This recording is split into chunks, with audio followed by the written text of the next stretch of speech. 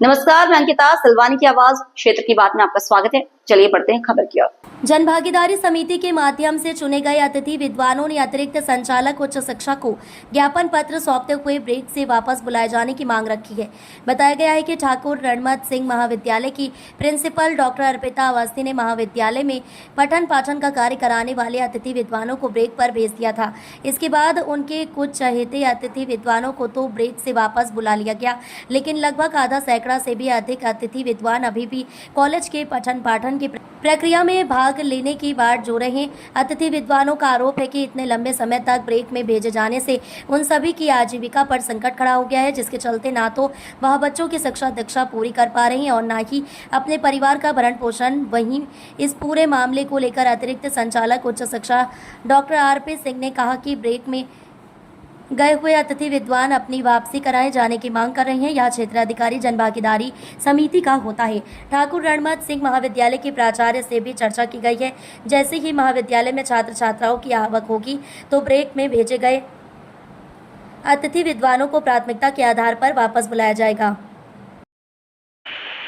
इसके पूर्व भी ये लोग आज से 3-4 दिन पहले आए थे, तो मैंने प्राचार्य शासकीय टीआरएस महाविद्यालय रीवा से बात किया था।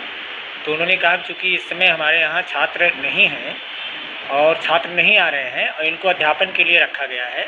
जैसे ही हमारे यहाँ प्रवेश कार्य पूरा हो जाएगा और छात्र हमारे यहाँ आ जाएंगे तो आवश्यकता अनुसार इनको हम तत्काल यहाँ पर ज्वाइन करा देंगे। अभी ज्वाइन कराना मुश्किल है और इसके लिए हम जनभागीदारी अध्यक्ष से अनुमोदन लेकर के इनको ज्वाइन करा देंगे। हम लोग एडी कार्यालय इसलिए आए हैं। हम लोग हैं टीआरएस कॉलेज से जनभागीदारी अतिथि विद्वान, स्वीकृत अतिथि विद्वान। हम लोगों को मैडम ने क्या है कि ब्रेक के नाम पे बाहर किया हुआ है। ये आज 31 मई से कंटिन्यू बाहर हैं हम लोग। ये था कि 1 हफ्ते का ब्रेक होगा, 1 हफ्ते में बुला लेंगे। जो हमारे अन्य साथी हैं 74 लोग, उनको 25 मई से ब्रेक किया और 2 तारीख को उनका ज्वाइनिंग करा लिया। हम लोगों को 31 से था, तो हम लोगों को ये उम्मीद थी कि एग्ज़ाम है 6 तारीख से, तो हम लोगों को भी 6 तारीख को या 9 तारीख का आश्वासन था कि हम लोग को बुला लिया जाएगा। उसके बाद जब 9 तारीख को भी नहीं बुलाया गया तो हम लोग 10 तारीख को मैडम से मिलने गए हुए थे।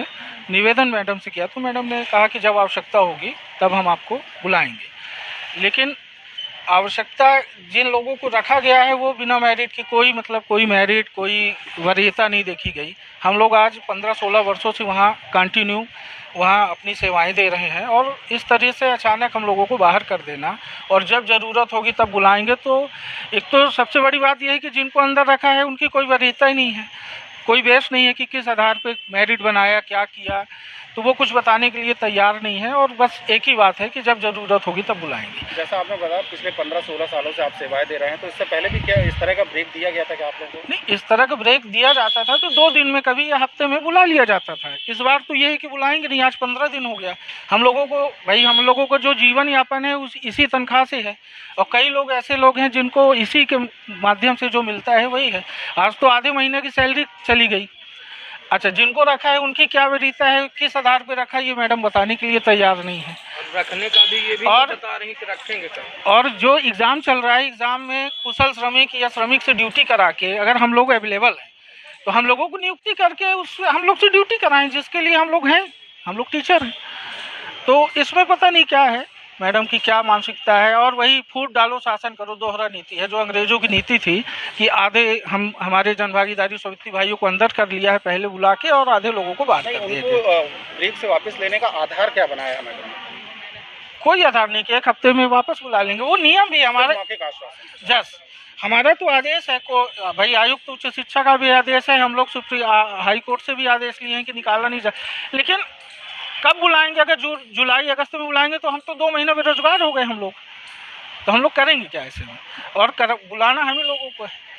तो जेडी साहब ने क्या आश्वासन? एडी साहब ने बोला था 10 तारीख को हम लोगों ने एडी साहब से ज्ञापन दिया था, तो एडी साहब ने ये बोला था कि 1-2 दिन में हम बात करके बताते हैं। तो आज 1 हफ्ते हो गए, 1 हफ्ते में भी कोई निराकरण नहीं निकला। तो वही आज हम लोग फिर आए हैं एडी साहब से मिलने कि सर हम लोगों की समस्या का निराकरण करें। अगर आपकी समस्याओं का समाधान नहीं होता है तो अगला कदम क्या होगा? अगला कदम यही होगा सर कि अब बैठेंगे, फिर वहीं कॉलेज परिसर में ही बैठेंगे। अब क्या करेंगे? और तो कोई आधार बचे ही नहीं, वहीं बैठ के। शुभ नाम बता दीजिए। मैं doctor Shivanshu Pandey, TRS college वाणिज्य विभाग से।